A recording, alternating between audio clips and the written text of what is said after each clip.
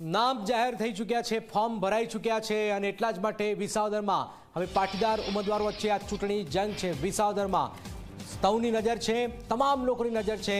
ત્રણેય પક્ષોએ પાટીદાર ઉમેદવારોને મેદાનમાં રાખ્યા છે। સ્વાભાવિક છે કે સૌથી વધારે વસ્તી અહીંયા પાટીદાર છે, ખેડૂતો છે।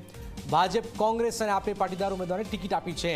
ભાજપથી કિરીટ પટેલ, જે મોડી રાત્રે નામ જાહેર થયું, કોંગ્રેસથી નીતિન રાણપડિયા અને આમ આદમી પાર્ટીથી ગોપાલ ઇટાલિયા પહેલેથી જ મેદાનમાં છે અને આખરે ક્લિયર કટ થઈ ગયું। ત્રણ દ્રશ્યો આપણી ટીવી સ્ક્રીન પર, ભાજપ, કોંગ્રેસ અને આમ આદમી પાર્ટી, કિરીટ પટેલ,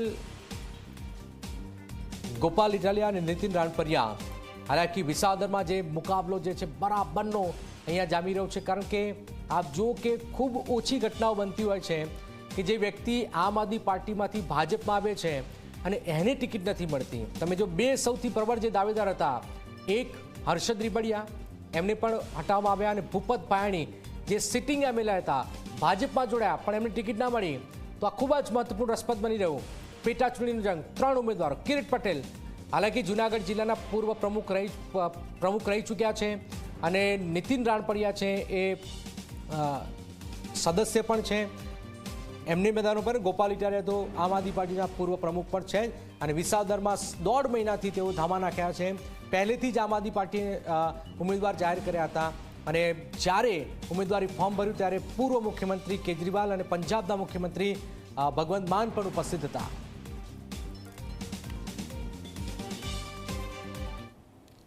તો આ તરફ કડી વિધાનસભા બેઠક પર કાંટાની ટક્કર છે। ભાજપ, કોંગ્રેસના ઉમેદવારોએ ફોર્મ ભર્યા છે। પેટા ચૂંટણીનો જંગ જીતવા તમામ પાર્ટીઓએ કમર કસી છે। કડીની પેટા ચૂંટણી માટે કોંગ્રેસે રમેશ ચાવડાને મેદાનમાં ઉતાર્યા છે।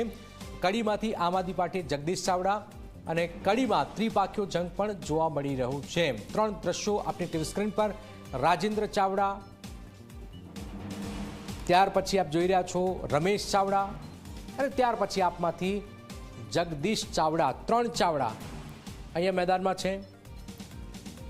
કડી બેઠક કોંગ્રેસે રમેશ ચાવડાને મેદાનમાં ઉતાર્યા અને ભારતીય જનતા પાર્ટીએ રાજેન્દ્ર ચાવડાને અને આપે જગદીશ ચાવડાને મેદાનમાં ઉતાર્યા છે।